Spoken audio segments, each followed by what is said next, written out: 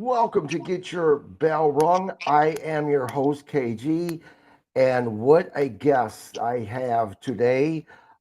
She is a very lovely person, very kind hearted, very quickly became one of me and my wife's favorite people when we met her a month or so ago in St. Louis. Barbara Goodish, the widow of Bruiser Brody. For those of you who may have lived under a rock who don't know who Barbara is, Barbara, how are you doing? Well, thank you. I'm doing fine, and thank you so much for having me on the show. I've been looking forward to it, and yes, I enjoyed meeting you and your wife in St. Louis too. Just so happened we were sitting next to each other for a while, and we started talking, and it was like, hey, these are pretty cool people. No, thank you. Like I said, my wife and I just thought you were so amazing. You definitely, and you can pretty much figure this out as soon as you meet you that you have a very warm heart. You're a very kind person. So I mean, it was a pleasure being able to hang out with you and Darla and Sunny. Yeah. Yeah, we had a great time. So again, thank you for coming on today. Um, let's get right into it. Tell me about Barbara. Before you were Barbara Goodish, tell me about Barbara, the girl that grew into the woman. Well, to start off, I think I'm a survivor. And I understand a lot. Starting off very young, I didn't really like school, so as soon as I was 15, this is way back, you have to remember, in the 60s and 70s, giving my age away. And I just did. And so as soon as I turned 15, we were allowed to leave school back then. So I left school, but I didn't leave school before I got a job because I knew my parents would not let me leave school. So before I turned 15, at the very close, I went to the post office and I got myself a job at the post office. So then when I told my parents, hey, I'm leaving school, of course they were horrified. I said, but I start work on Monday. Where? At the post office. So, which was a pretty good job. So they couldn't really, even though I still live with them and for quite some time, but I still had to pay them rent. So I learned at a very early age that you take responsibility. So yes, I got a job. So okay, pay rent, help with the house and everything. And then, as I said, with that, and then I went over to Australia, and that was something in itself too. That showed me a lot. I was living in the South Island of New Zealand and went up to the North Island of New Zealand. My parents were in the South Island, and on the day I was living in Wellington at the time, I went back to my friends. I was picking her up to say goodbye to my parents and everything, and we were booked on an inter-island ferry to go across from the South Island to the North Island. Well, she had her 21st birthday party on the Saturday. We were meant to be leaving on Tuesday. The table fell on her foot. She's cutting the Oh, cake, and we ended up in the emergency room. So she ended up with plaster. So everybody wanted us to cancel our trip. So instead of that, we changed going on the train, an inter island ferry, and we flew up.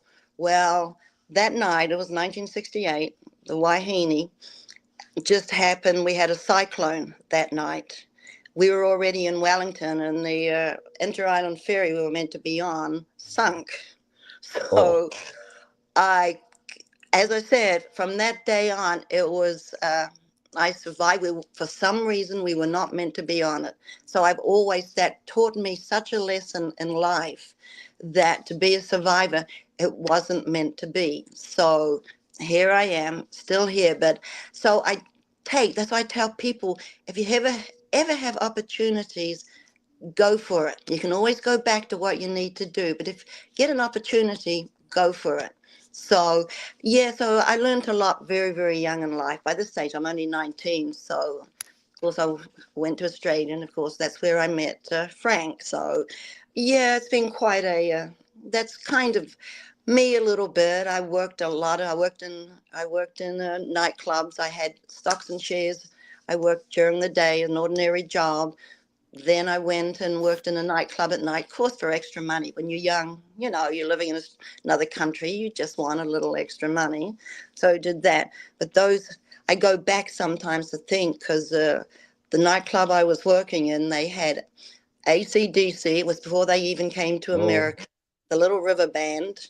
So these were the Australian artists before they even came over to America. Of course, I had no intentions of coming to America, but then, like, I met Frank, and right, here I am. So, right, right, and that is probably another story because, as you know, Frank was over there for a long period of mm, time, and just how we met, I just happened to be working in the hotel that the boys were staying at, and this night, I mean, I knew a lot of them there because I knew Andre the Giant and J.J. Dillon and Tony Guerrera, and there's so many that I could do so much of them, you know. So this one night, I just happened to have to do an extra shift. So instead of doing the 9 to 5, I happened, yeah, I've had so many different jobs. So I I was getting ready to leave, and this was 11 o'clock at night because I did a double shift, and all the boys were just coming home from the matches in Sydney, and they said, "Well, why don't you come out?" The gentleman was an American gentleman that owned where I worked, and then he had a bar up the street called the Bourbon and Beef. So I ended up going up there, and it just so happened Frank happened to be there, and it was really strange because there were so many of us, and all of a sudden, one by one, they happened to leave, and I thought, well, this is weird. There was 10, and there was 9, 8, 7, and in the finish there was only 3 of us, and then Carl Krupp, who's also passed, he got up and left, and just left me and Frank. Well, he was a good worker. I found that out at the very beginning. He had worked. He said he didn't know. She told the boy she will never go out with me. So she might feel safe if we all ask her out and she comes out. But guys, you have to leave. So I got worked from the very, very beginning. I got worked. So yes, he was a good worker. So let me ask you this about Frank. Now, us fans, we seen Bruiser Brody in the ring, and this guy, especially at the age that as a kid, this was a guy that was just not approachable. I mean, he looked absolutely crazy, right? Um, but during that time when you met him, was his appearance different? The fact of did he have his hair back? I mean, was he someone that looked friendly to you? What was going through your head when you seen this guy? Well, he that was his appearance that he wanted to do. But when he put his hair back and when he met people, I've had people that have come up to me that have met him going through the airport. And if he saw that people like children, and he looked away with his hair back and he's big, and the kids would run and hide behind their dad's legs, because he must have looked like a monster to these little kids Right. back in that, walking through the airport. Here's this huge big man walking through the airport. And a lot of times they remembered that he would see them, and he would come down and talk to them. And then they've told me, and these are kids that are all grown up now that I've met at some of these fan fests, and they've actually said that it told them you can't judge a book by its cover, because here he was, this big monster, talking to them in this very soft voice.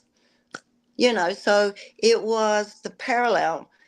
It was, but you have to remember, it was Bruiser Brody, it was Frank Goodish, never the two intertwined. He knew who Frank Goodish was and he knew who Bruiser Brody was, and he never lost sight of Frank Goodish. Sometimes when people become famous and people become known, they believe the character that they have created. Right, right, right. And we won't mention any names, Ric Flair. But so do you remember the very first thing you guys talked about when you met? No, I was just trying.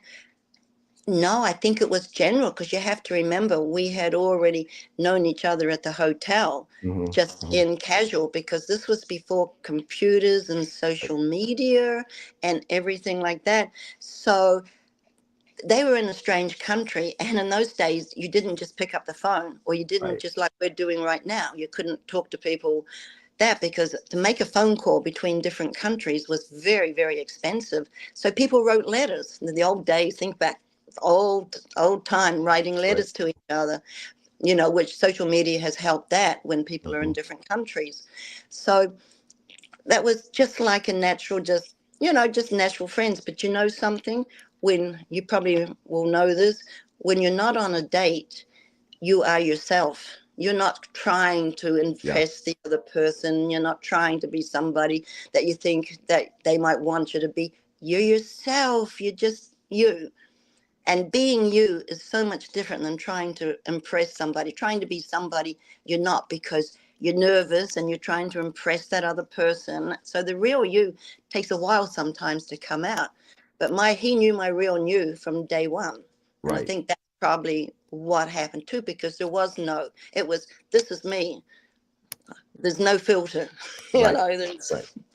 This is who So, I am. how long did you guys know each other before he asked you out on a date, or how did that come about? Well, like I told you, he set me up when we went to the Right. bar and he told everybody to leave. Right. you know so I guess that's what you would Right. have to call it. It was a setup. Right. Right. So that was your first date. Was it? What did you think about Frank when you really got to know him? I mean, was this love at first sight? Did he have to chase you for Oh a no, bit? no, it was it was really friendship, to be Hmm. honest. It was really friendship for a long, long time. There was, you know what I mean, just enjoy, because you have to remember they were in and out, and they were touring Australia Right. and New Zealand at the time, so they were just back and forth. So it wasn't really, you know what I mean, it was kind Yep. of more Yep. Yep. Yeah, friendship. I get it. My wife and I, we were best friends before we started dating. It just kind of See. went that way. Yeah. As a matter of fact, my wife, she would tell you that she didn't even ever think about dating me because I was a bartender back then, and she didn't want to be with a bartender. Just Yeah. things happen. Yeah. Well, so how long was the friendship before it developed into a romance?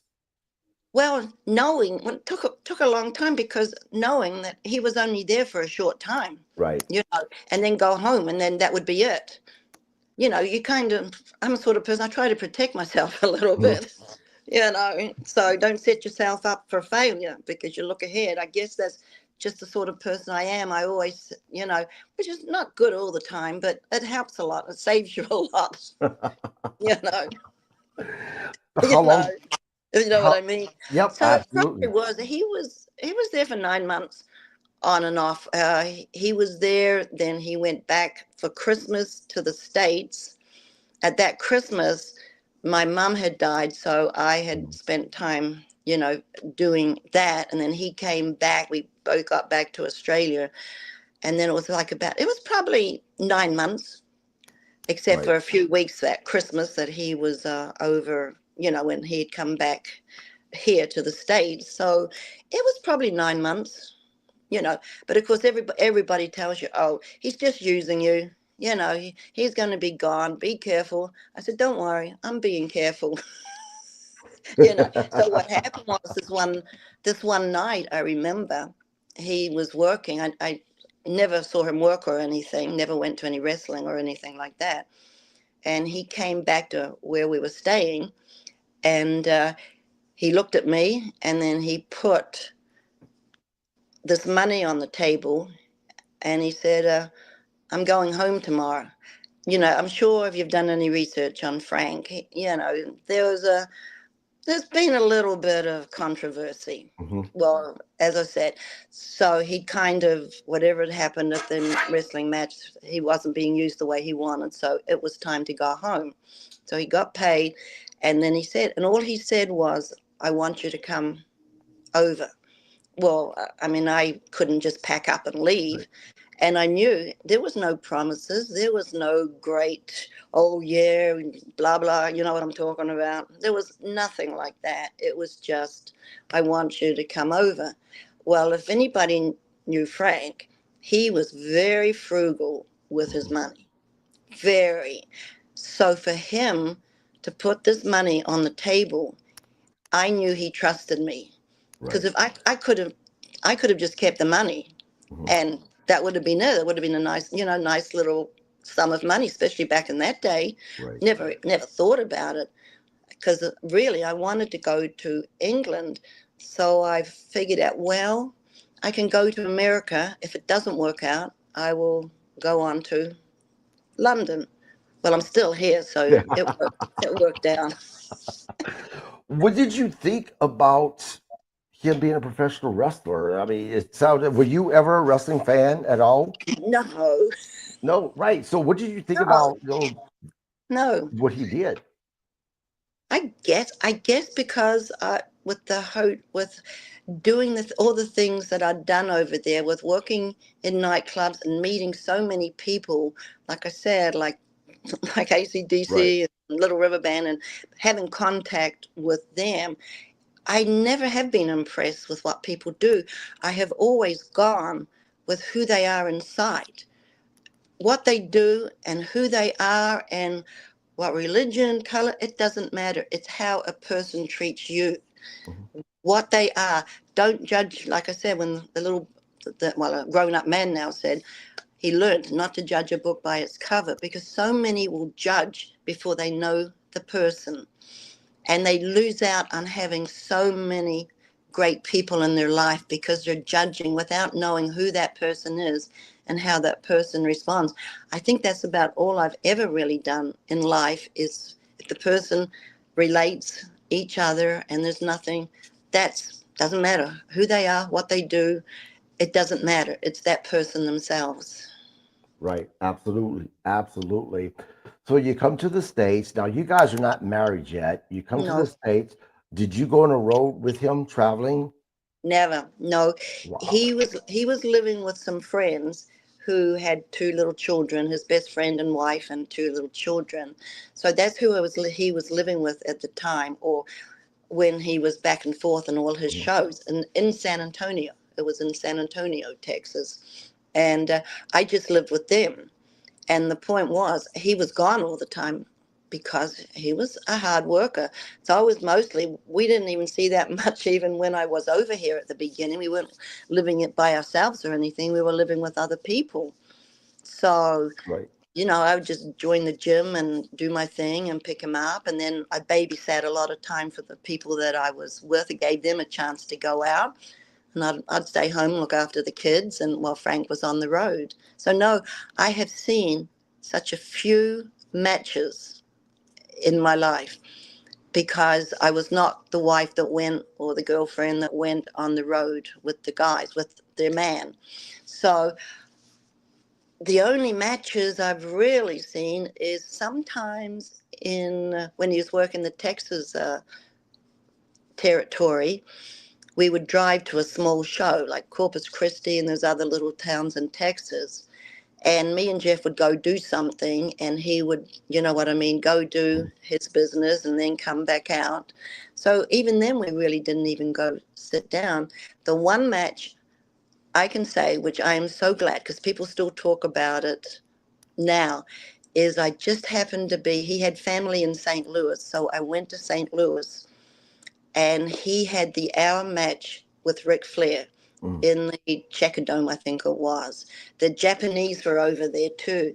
So he went 1 hour, which people couldn't believe that because all he did was go in the ring and beat people up and Right. try to make a match. And this time he wrestled.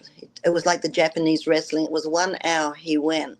And I know people still talk about it, and that's probably the most match that I was lucky enough to go to was one of his matches that people still talk about today. Right. So how old were you when you first came into the States? Oh, dang, that's a few years ago. I had to be. I was trying to think. I had to be late. I was in my 30s, it would have to be. I must be just starting to get on to 30, 29, 28, 29. So Boy, so you come to the United States, and with the exception of the people that you're living with, Frank's always going because he's working. Uh, how hard was it for you to adapt being here in the States? well, it's kind of like you said, it was an adventure. You know what I mean? It was a venture. I was lucky the people that I was living with were great, great people. Like I said, I'd go to the gym every day back in those days and just made a life for myself. And you know, started to meet a few people and things like that. So if you put your mind to it, you even though it's hard sometimes, you can adapt to a lot if you just say, hey, this is an adventure. This is a whole different world, and I'm going to learn what this new world is. You Right. leave the world that you know behind and you start off fresh wherever you go because you don't want to drag all the baggage that you have in one part Hmm. and bring it over because then you're never going to be satisfied because you're always thinking of yesterday and not tomorrow. Right. Right. What did your family think about you coming to the States? You're dating this professional wrestler. Was this something they approved of? Were they worried about you doing this? But they did they try to forbid it? No, because my mum was already passed. Okay. She didn't get a chance. She knew I was with him, but she didn't get a chance to meet him. My dad met him because one time he was in Japan. He was going, had back-to-back trips to Japan. So me Mhm. and my son, who was I think 3 years old at the time, we went to my dad's house, and he, instead of going back to the States, he came over and with my dad and stayed with my dad he was there for about 4 days. So that was great. I do have pictures with him and my dad and my auntie and his son. So that was one good thing that my dad did meet him. Oh, they thought it was great. My dad thought it was great. You That's know, I mean, this awesome, is actually. something a little different. And Right. as we've said before, Frank was such a different person Hmm. when he wasn't being Bruiser. Right. Well, and that leads me to my next question. I get what you're saying that when Frank wasn't in the ring, when he wasn't Bruiser, he was Frank. He's a different person. But especially back in those days, I know that they believed in kayfabe. Mm-hmm. Was there times that it was hard to deal with being with Frank as Bruiser Brody because at times he was the heel. He had to portray himself as the heel kayfabe. How did he work that out? As far as you guys being together, be seen in public, and them having to turn it on. As I said, he put his hair back and he took his statue down. You know, I mean, how people can stand, you know, how Hmm. you can stand up real straight and command attention, or you can kind of, just kind of, he kind of went into the fatherhood mode and the husband mode. And if we were out, because a lot of times I would pick him up and would stop at a little uh, place called Luby's, a cafeteria called Luby's on the way Hmm. home. And a lot of times, of course, people would come over and ask him for an autograph. And he'd say, I'm sorry, very softly, I'm sorry, I'm with my family right now. I'll catch you later. Wow. So he really wasn't Right. the bruiser when he was with us. He Right. always was, you know, and one of the not funny times, not the, this is just before he left us, was we'd gone, he took summer off and we had a vacation at the Six Flags over Texas.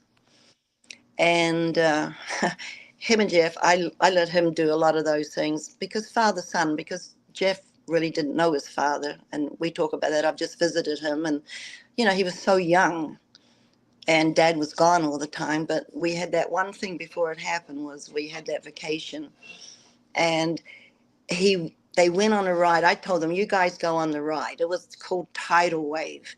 And Tidal Wave was, there was a car with like about 12 people in. Hmm. And it's like not a roller coaster, but it went right. He went up, up, up, up, up, up, up, up, up, up. And then it came down in water. and then if you're on the bridge, you got wet. Right. Well, what happened was two of them get in their little car. I see them go up, up, up, and then all of a sudden there's nothing. They're not coming down. Nothing is happening. And then I see these workers going, climbing up. And I went, this thing has broken down. And here is Frank with his son, with all these people being in Texas. They all knew him. He was, as you said, couldn't. You're right. He couldn't really go without people recognizing Right. him. And I went, oh my gosh. And the kicker was, he was afraid of heights. Believe that. So here he is. He's with his son. He's afraid of heights. This thing is monstrous, way, way, way, way up there. And it took them about 15 minutes to fix, Wow. as he said. And it finally came down, and he was white when he came out. And he said, I didn't know. Here's all these people knew who I was. And I'm with my son, and I'm petrified. And here I am trying to be a tough. And it was so hard because here I am panicking inside. I'm stuck up here in this huge big thing, and I hate heights. So that's one of the things that even the son, talk about, that one of the last things that, that was quite something. Right. So tell me about Frank the man. I know you went into it a little bit about him being completely different than his character in professional wrestler. He was definitely a family man. But tell me more about Frank the man. What was his hobbies? Was his demeanor always this very soft spoken type of a man? Well, he was a businessman. Hmm. He took wrestling as a business, like somebody who has to study for their job. Because you have to remember, he was young. He wasn't even 42. It was just, when everything happened, it was, Right. and so his main thing was when he came home was we lived on 5 acres out in the country, so the gates were locked, and he'd pretty much just, you know, chill. But he would bring tapes home from Japan, and he would put the tapes, the old days, a tape, VHS tape. He'd put the tapes on the TV, and he would critique himself. And I'd hear him in there. I hear him in the lounge as I'm cooking dinner and doing things. And I would hear him say, I could have done that better. That didn't quite work. So he watched, and then he'd see somebody else said, that worked. So he studied. Hmm. That may seem strange on a man like that, but he studied because he knew to stay in the business, you can't just go in there and think you know it all. Because what happened was he had been, well, he'd gone to college and in a football scholarship, thought, college people think Yep. they know everything, and then got drafted all the way up. There was a lot of NFL teams that were after him. I find some of the old letters sometimes of them, and he finally got picked up with the Washington Redskins. But he went into it thinking he knew everything. Well, what happened? He Hmm. got red flagged. He got cut. So I think that lesson was, if he got into anything else, he was going to take the time and be successful, because he felt he was not successful playing football. He had the opportunity, but he didn't take it the way he was young and didn't take it. So, and he worked out all the time too. I mean, he took that too for wrestling. But he Right. knew the things that he did, it wasn't going to come easy.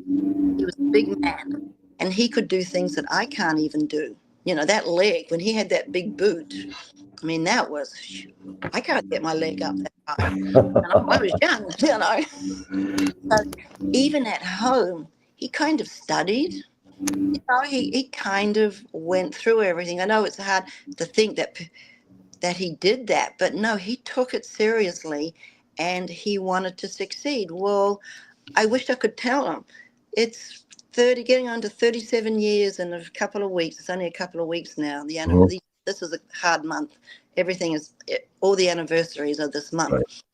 And so I wish he knew that, yes, you were successful, because this is 30, getting on 37 years later, and people still remember you.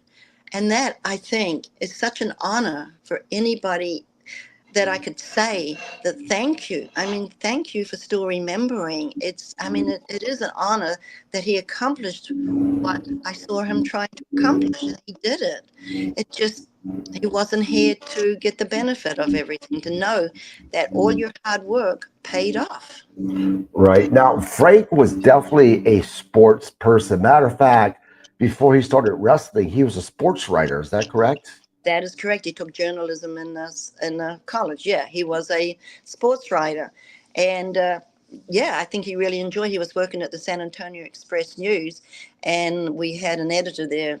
Whoever, this is way back in the old days, called Dan Cook, and I still found, I was going through some things, and I found an article in the newspaper about Dan, his boss, had written an article on him. He said it was so fascinating trying to see Frank with his big fingers trying to, because those are the days where you type. There was no computers, Right. there was nothing. And he did a whole article, and here's Frank with those big fingers trying to, do an article. And I was in Texas, and my son still has a lot of boxes, and we were going through some of the boxes from the old house. I mean, this is 36 years, 37, it's unbelievable. And we found his mom had kept all the newspapers cuttings. My son has all these newspaper cuttings of when he was writing articles for the newspaper. So it was so weird that you brought that up. And there was, yeah, that was, it was so funny seeing all these articles with Frank Goodish that he Wow. wrote when he was working as a sports writer. So, did did Frank ever talk to you about any of the issues that he had with individuals within professional wrestling? And the reason why I'm asking is, and I'm saying allegedly, right?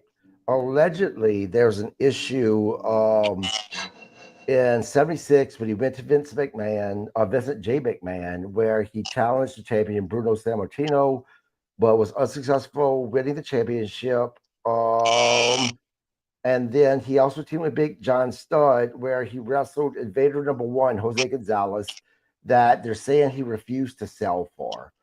Uh, Well, he did refuse to sell for a few people, but it wasn't like he refused to sell. He knew what would make money. mhm, You know, I've had a lot of the guys that have come and told me that they were so glad that he kind of went through, called the match, and it was such a good match, because he didn't want to just take the whole match, because then he said that means nothing. I have to give the guys something. I've got to make them believable too. That's how smart he thought of the business. But of course, there's a few that they have to do their own thing, right, and he would probably call something, and they would go ahead and try to do something else, which was not. See, all he wanted to do, he knew, and the people that knew it, he knew how to make money. He knew how to make a show, and to make that show, the people would want to come back. He wasn't trying to be, you know, you know what I mean. right, But he wanted the fans to go home and be satisfied that they saw a good match.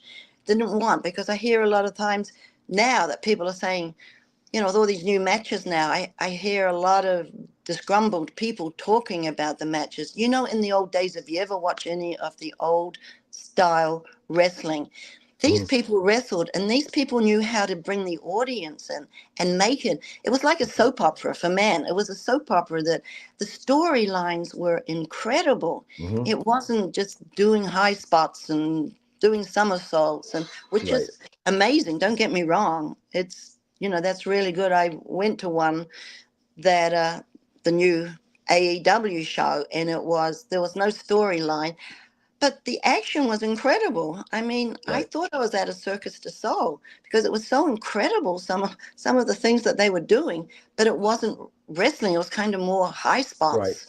Right. Or Yeah. I mean, because back then, you know, even in the ring when they were wrestling, they were telling a story while they were wrestling each other. Versus now, as you said, it's just high spots.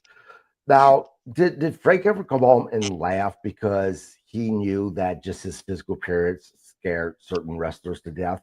One comes to mind, Lex Luger, the story about Lex Luger in the cage match with Frank. you, well, you knew, you know, you were in St. Louis with Hmm? me.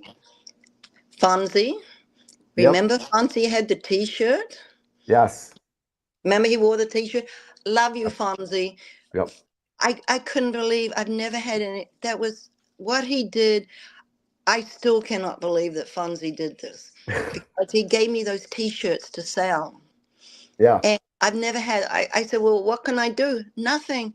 I am Fonzie. I'm going to get my own back. Somehow I'm going to thank you somehow for the kindness that you showed me that day. Because I couldn't believe. And of course, what was the T-shirt about? Can you remember what the T-shirt I was about? cannot remember.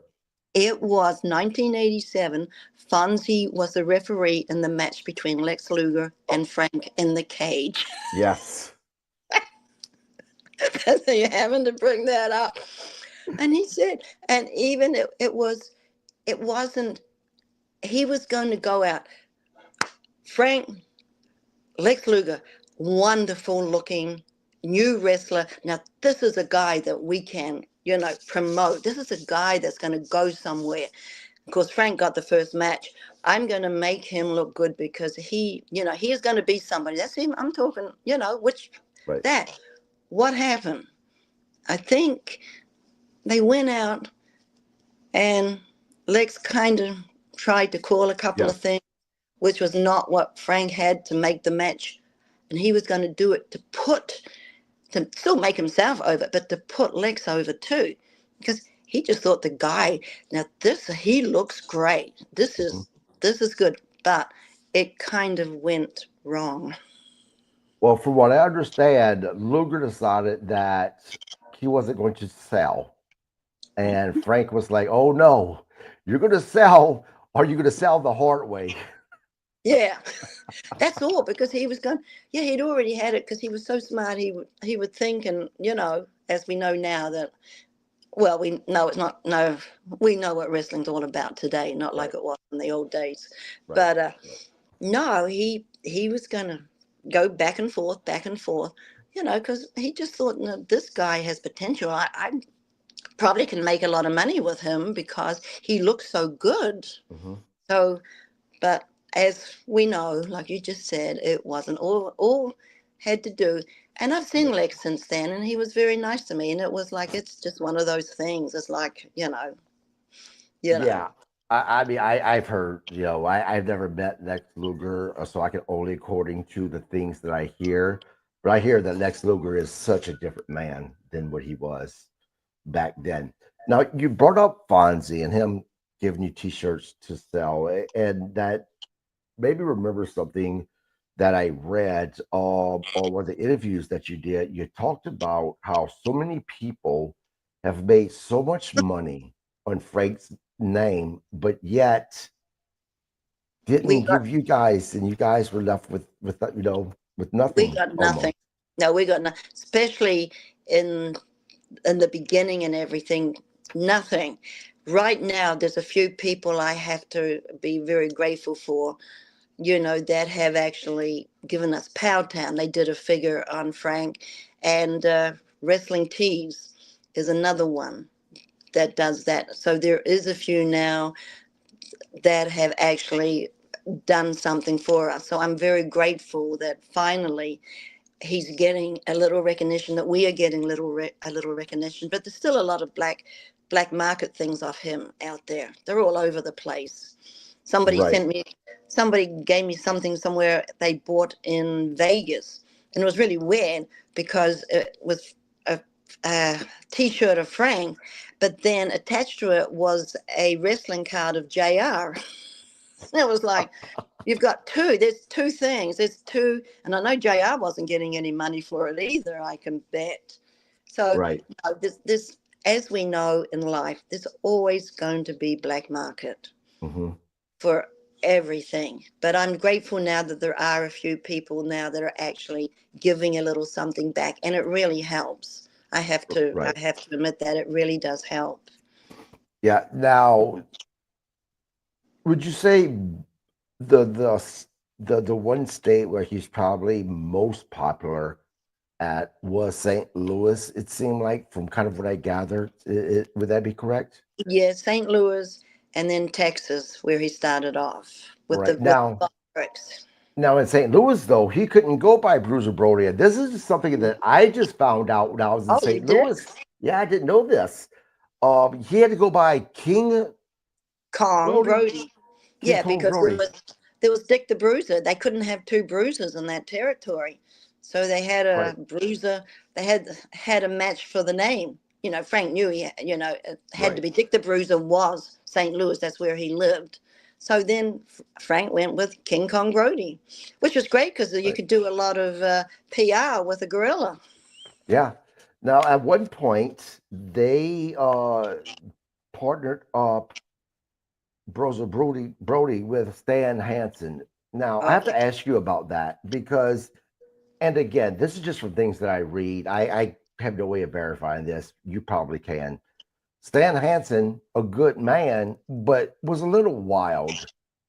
Some has said, with partying and stuff like that, versus Frank, who was a family man. For everything that I've read about Bruiser Brody was he didn't go out very much to the bars. He was very much a family man.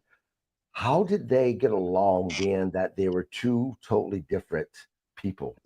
No, they were roommates in college. Really, They had educate met. me. They both had they got scholarships to West Texas State, and that's where the Funks were too. And a whole lot of these wrestlers came out of West Texas State, and Stan was a roommate had walked in. I think Frank was already there, and Stan comes in, and Frank was his roommate in college. So that's how far back they go. They Okay, have they have been back since college days, so they've known each other. So it was just natural for the two of them to team up together. And like I said, so many wrestlers came out of West Texas State back in right, those days you right. know so yeah, so that's, and Stan is still a very good friend of mine today. That's one of the person that has always from the very beginning. Hmm. In fact, Jeff, when he was little, used to go and stay with Stan in the school holidays, and he would take Jeff on a road trip with his kids. So yeah, I'm very grateful to Stan, just because we're still in touch. And you know it's, as I said, right back to when they were college roomies together. Go figure that one out. I bet Yeah. that was.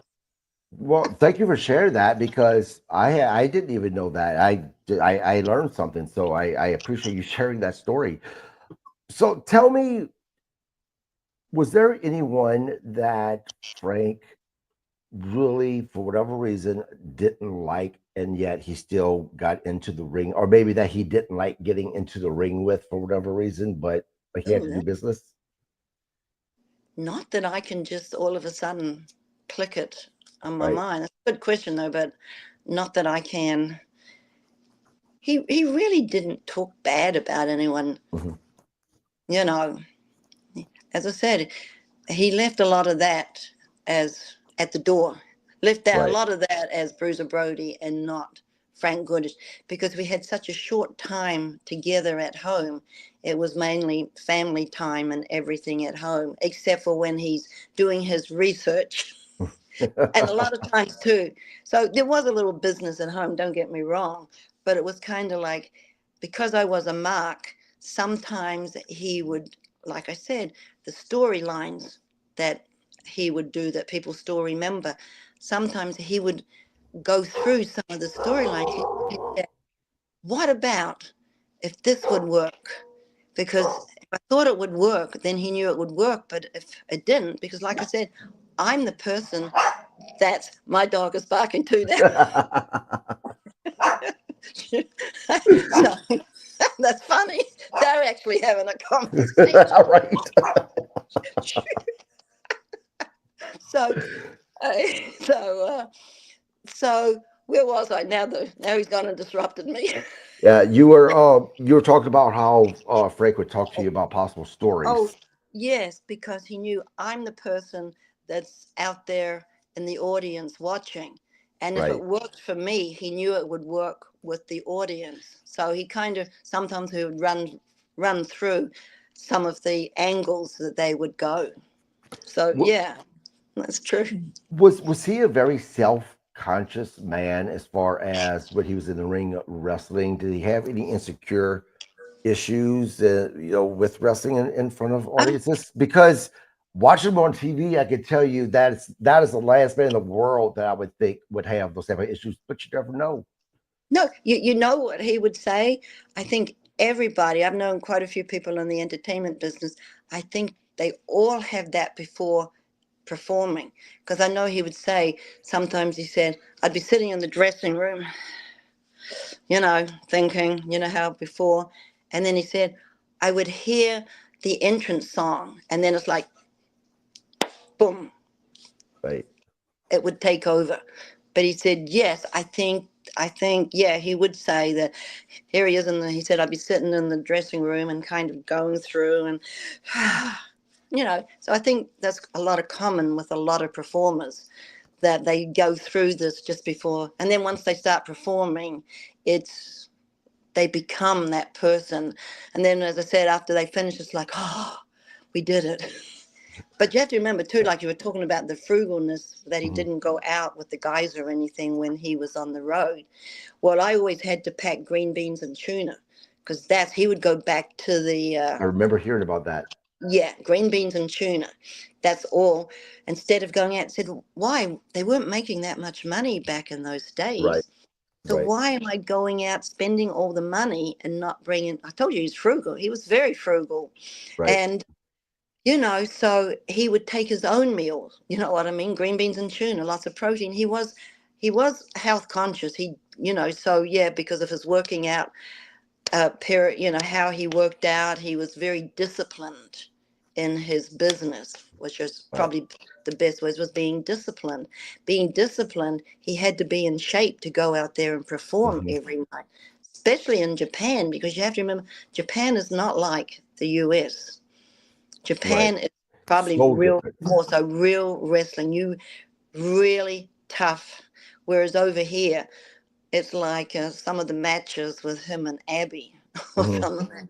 Just go out and give, well, I don't have to say anything. You know what I'm Right, trying to say. Just the right. That, craziness of the match. That's yeah, why the one two of of them, the Abby most loved brutal her. matches. Yeah, I Yeah. mean, one of the most brutal matches you can to this day that you will see is between them two. Real quick, I need to give a shout out to some that has joined us. Miss Darla Staggs, a woman that Oh, we both darling. love. She said hello to you. Darla also said that she's thankful that you met Frank that night. Knievel's Corner, which I think is Evil Knievel's wife, is it? Knievel's Corner said, "Hello, Barbara." Okay. Mister Herb said, "Good evening to both of us." Oh, Uh, hi, guys. Herb also said that Frank knew how to put butts in seats, but absolutely he did. And Mister Herb also just requested that you tell me the story about the amusement park trip. I did. That's the one I That's told what. you with Okay. the Yep. tidal wave Yeah. Okay. where Okay. we got stuck. Yeah. Yes. Yes. Thanks, Uh, Herb. I'm glad you reminded me just in case I didn't. Another question that I have for you: are we doing okay with time? Well, Are you good with time right oh now? yeah, I'm good. Okay. No, I'm So, I'm I'm good. although Frank, unfortunately, he was so young when we lost him. But although he was that, he was young.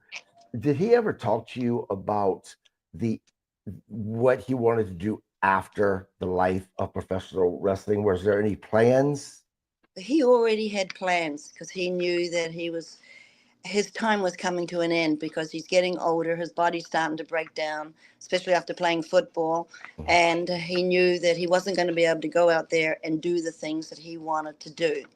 So we had started a LLC, a corporation called a BAM, which was Brody Athletic Management. Okay. And what he was doing, he had uh, he had someone that was working the University of Texas in San Antonio, and what they were going to do, they were getting the okay.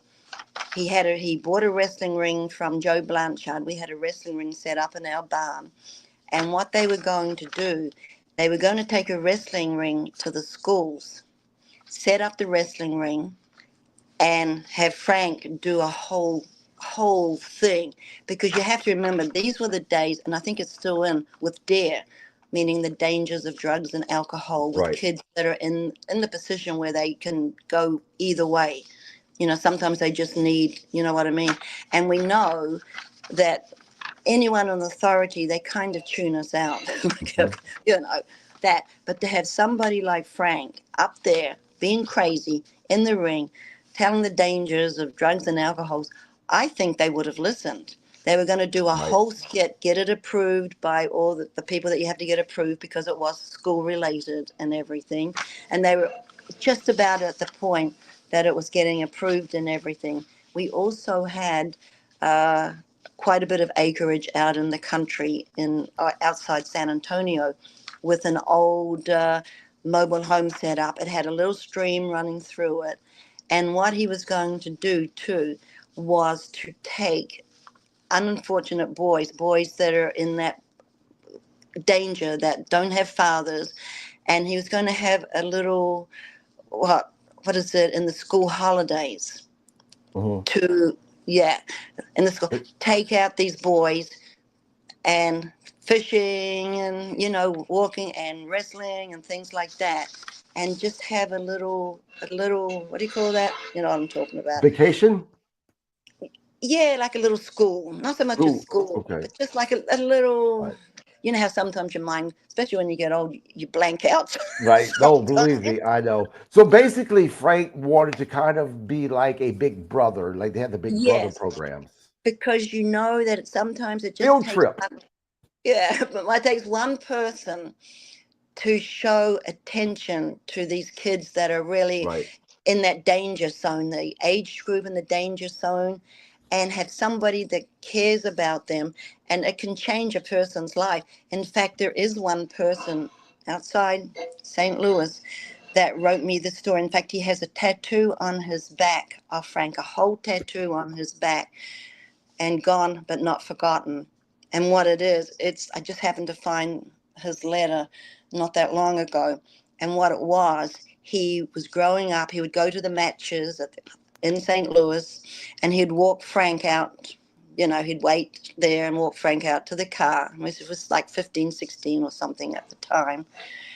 And he had such a hard life with his growing up life that he was going to commit suicide. He was ready. He was going to go to the matches one last time, and I can't go on anymore. So he went to the match. He walked Frank out. Frank turned around and said, "Hey, kid, I'll see you next time I'm here." Wow. And he didn't. It said it changed his life. He said, "Here's this big bad man. He wants to see me again. How can I go?"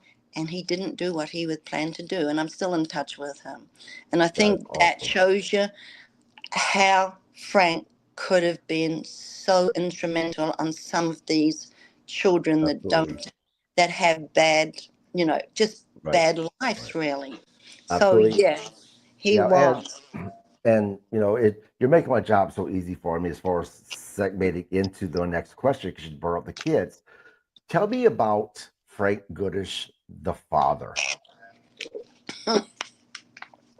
He loved his son. He did. There's no doubt that changed his life. In some of the pictures, especially there's a picture there of Jeff when he was a baby just after I got back from the hospital.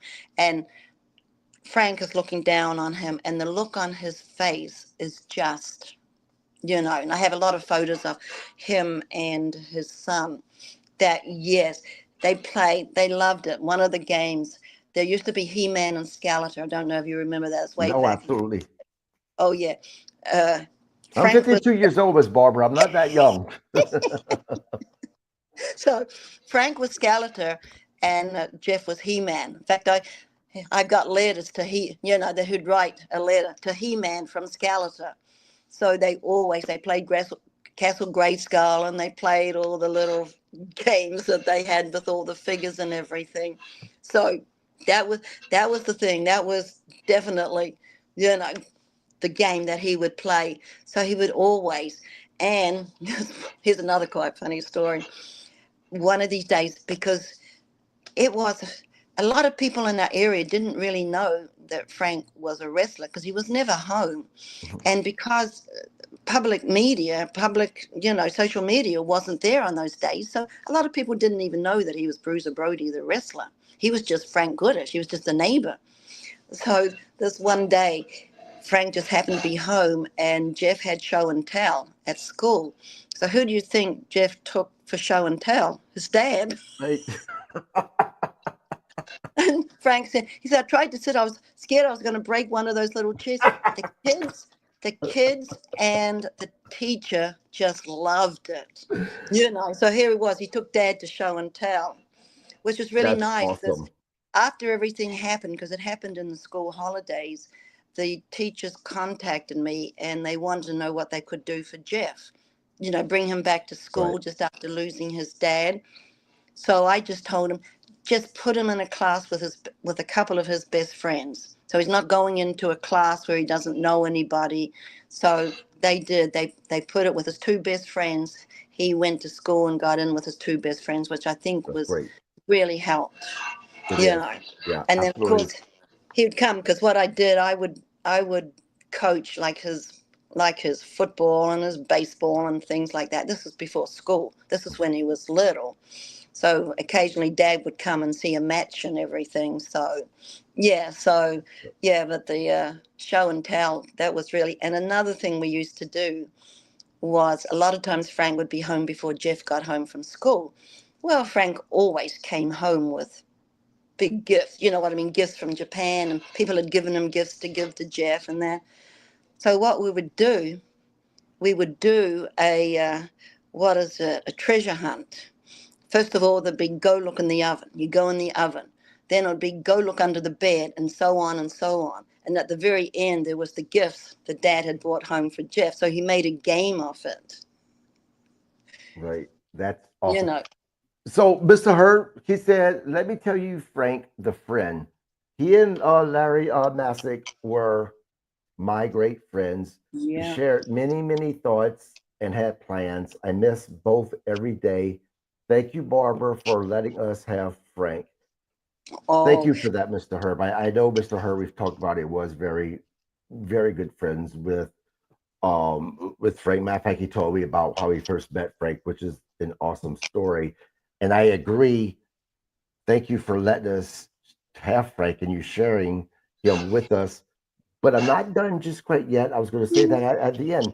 So I know I said that I wanted this to be a different type of a podcast with you. I didn't really want to talk about Frank's death just because we hear it all the time on another podcast. But there's one question that I do have, and it's mainly about you, not so much about Frank. After you lost Frank, why did you stay within the wrestling industry or family the way you did? Because a lot of people will say staying connected to something that a spouse loves so much makes it harder for them to move on. You kind of embraced it. no, I didn't. I was totally out of it for so many years. I just, except for like Stan and a couple of the other Mhm. people that contacted me, that it wasn't, well, that was Herb and Larry, and that they would have to be the people I'd say that got me back in. And through Herb and Larry, the first time I met Darla. Love you guys. Love you, Herb. Love you, Darla. And and what it was, Larry was the one that talked me into writing the book. With Right, because somebody else had written a book and it was not 100% true. And Larry had said, you know, we write a book, it's going to be the truth. You just write the truth. And Larry and Herb would have to be the people, and Sam Muchner would have to be the people that Frank trusted with everything. They were probably the people, and they've always stayed in touch with me, and that's what I am so grateful about them, just because of this reason. So Larry was the one who talked me into writing the book. Well, after I wrote the book, look at the people that I have met. I became back into the wrestling family, and it was so freeing to be part of that family again, because I don't have any family over here or anything. And now I feel like I have a family, and it just makes things so much. And I love Patricia too. I just Yes. thought, Yep. I am so glad that they got you to come back because I would have never met you. And I'm gonna tell you a funny little yeah, story about me yeah. meeting you There's the in book. St. Louis. Yep. Yeah, there's the book. Thank you guys. Yeah, sorry. No, no. So I knew your name, but I'd never really seen your face before. And I had just finished talking to Patricia, Sunny, for the first time I met her. And it wasn't too long after that, I think it was you, Patricia, and Darla, who were in the restaurant slash bar area. And my wife was asking me, who's this, who's that? She's not a wrestling fan. And I knew Patricia, I knew Darla, but I didn't know who you were until I asked someone and they told me Barbara Goodish. And I'm like, oh, that's, Frank's wife. And when I look, I just got into this podcast thing and covered professional wrestling. This was my first event that I went to. So I was trying to be as professional as possible, not mark out like some crazy fan.